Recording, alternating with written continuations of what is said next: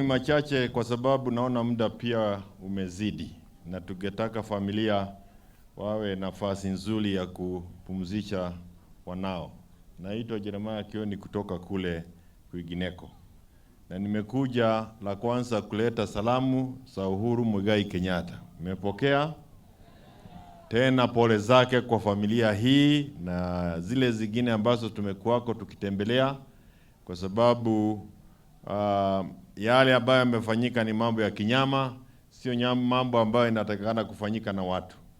Yale yote wenzangu wamesema nimekubaliana nayo kwamba kama wewe ni askari polisi usije ukafanya kinyama kama hiki kwa sababu wewe mwenyewe mwishowe utajikuta kule kotini peke yako.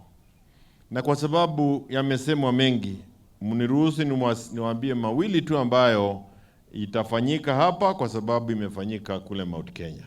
Huyu na hii serikali kwangu ni serikali ya majabasi. Na hii serikali ilianzia kama mchezo kule Mount Kenya. Na walianza na mambo ya kwenda kwa kanisa, kutoa sadaka, wakatoa harambee, wakajipendeza kwa makasisi. Sasa wao na kanisa ni kitu kimoja. Wameona sasa kule Mount Kenya kumeanza kuwa kugumu. Ndio juzi ukaona wamerudi kule na wakarudi na sahani ya mchele na nyama, na sijui kama kweli ilisaidia, sioni kama iliwasaidia.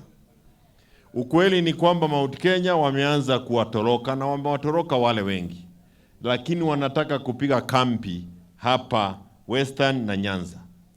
Kwa hivyo wakuu wa makanisa, mujihadhari, mutatumiwa, la mwisho mtakuwa mmeweka jamii zenyu kwa shida kama ile jamii ya Mount Kenya iko.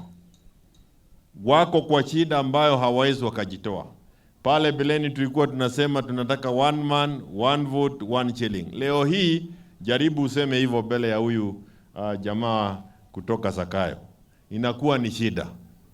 Na mimi sitaki niingilie maneno mengi, nasema poleni, lakini mjue ya kwamba Kenya iko katika hali ya hatari. Kwangu mimi Raila hafanyi haya kwa sababu ya kura. Anayafanya kwa sababu ya mapenzi yake kwa Wakenya, anayafanya kwa sababu ya mapenzi yake kwa uhuru wa Mkenya, na ni haki ya Mkenya kuishi, kukula, kuwa kwa nyumba, na pia ni haki yake kulindwa na askari, sio kuua vile waliuawa hapa. Tena niseme poleni sana kule nyumba ya Uhuru. Nisikia kiongozi akiongea hapa, nilipokuwa nikiingia akisema kwamba wale ambao walifamia chamba ya Uhuru hawakuuawa. Ukweli ni huu.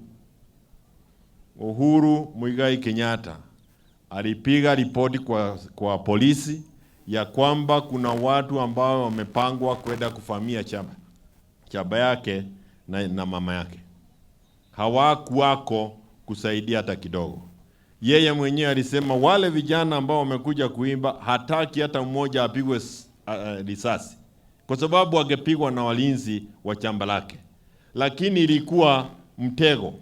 Waigie kule, wauawe wakiwa kwa chamba ya Uhuru, ndio hii mambo yote ishikane.